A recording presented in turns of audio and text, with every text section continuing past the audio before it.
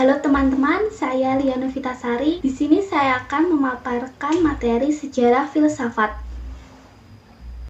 Kita bisa lihat sejarah perkembangan filsafat itu dimulai dari masa Yunani, lalu ke masa abad pertengahan, lalu ke masa abad modern, dan sekarang ini masa abad dewasa ini. Yang pertama, kita masuk masa abad Yunani. Pada masa abad ini merupakan periode terpenting dalam peradaban manusia karena terjadi perubahan pola pikir masyarakat dari mitosentris ke logosentris. Mitosentris itu masyarakat dalam menjelaskan berbagai fenomena alam itu melalui mitos. Lalu dengan masuknya filsafat itu, maka pemikiran masyarakat itu berubah. Mereka menjelaskan berbagai fenomena alam itu menggunakan bahwa itu merupakan aktivitas alam. Ahli pikir pertama kali pada masa ini adalah Thales yang berlangsung pada tahun 625 sampai 545 sebelum Masehi. Ia tuh mengembangkan geometri dan matematika. Setelah masa Yunani, kita masuk ke masa abad pertengahan. Periode ini diawali dengan munculnya filsafat-filsafat Eropa. Periode ini dipengaruhi oleh agama Kristen. Jadi pemikiran filsafatnya itu filsafat skolatik atau filsafat agama. Masa abad pertengahan itu terjadi pada abad ke-6 Masehi. Itu mulai didirikannya sekolah-sekolah dari dukungan Karel Agung. Lalu masa abad ke-13 itu mulai ditandai dengan adanya universitas-universitas dan ordo-ordo. Kita masuk ke masa peralihan itu, yaitu peralihan dari masa abad ke pertengahan ke masa awal abad modern. Itu ditandai dengan munculnya Renaissance dan humanisme.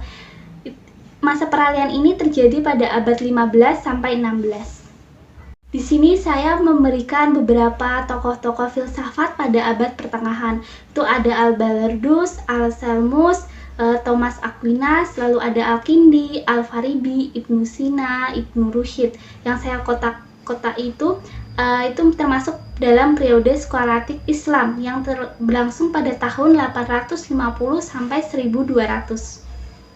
Selanjutnya kita masuk ke masa abad modern. Pada masa ini masyarakatnya itu sudah berpikir secara logis. Mereka menjelaskan berbagai fenomena alam itu melalui penelitian ilmiah terlebih dahulu. Berarti corak pemikirannya itu antroposentris, yang artinya pemikir berdasar pada akal dan pengalaman. Ada beberapa tokoh filsafat pada masa abad modern ini, ada George Berkeley, Hegel, Karl Marx, John Dewey, dan J.S. Mill.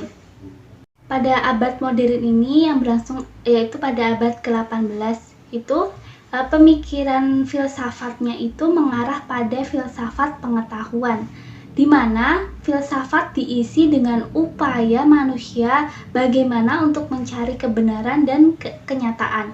Masuk ke abad ke-19, itu pemikiran filsafatnya itu sudah terpecah belah. Mereka membentuk suatu kepribadian bangsa dengan caranya sendiri. Ini merupakan dampak positif, artinya akibatnya tidak ada lagi pemikiran filsafat yang mendominasi, semuanya itu sama rata. Selanjutnya kita masuk ke masa abad dewasa ini. Masa ini itu biasanya disebut juga dengan filsafat kontemporer.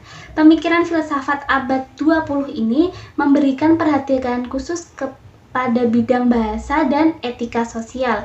Pada bidang bahasa itu akan timbul filsafat analitik yang membahas aturan pemakaian kata-kata dan istilah-istilah yang menimbulkan kerancauan dan bahaya yang ditimbulkan. Dalam bidang etika sosial itu terdapat pokok-pokok masalah yang hendak kita perbuat di dalam masyarakat dewasa ini, artinya pokok-pokok masalahnya. Abad 20 ini mulai muncul berbagai aliran-aliran kefilsafatan. Ini saya hanya menuliskan beberapa saja. Ada neotomisme, neokantianisme, kritikal ilmu, irasionalisme, ada juga filsafat analitik, dan masih banyak lagi. Dari aliran-aliran tersebut, hanya sedikit yang masih bertahan hingga saat ini. Kita, terutama pelajar atau mahasiswa, sangat perlu mempelajari filsafat.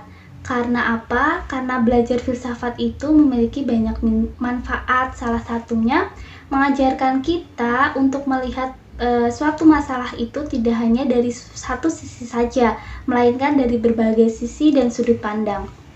Membuat kita dapat berpikir kritis, itu artinya kita bisa berpikir lebih kritis lagi. Itu juga baik untuk diri kita. Lalu mengenal diri kita secara totalitas, karena kita nantinya akan bergulat dengan pertanyaan-pertanyaan mendasar. Itu juga akan membuat kita lebih kritis juga. Pada Qasim 1997, berpikir secara filsafat dapat diartikan sebagai berpikir yang sangat mendalam sampai hakikatnya, atau berpikir secara global, menyeluruh, atau berpikir yang dilihat dari berbagai sudut pandang pemikiran atau sudut pandang ilmu pengetahuan. Itulah materi tentang sejarah filsafat. Semoga teman-teman dapat mengerti materi yang saya berikan.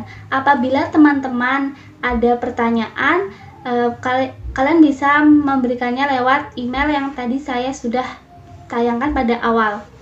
Terima kasih.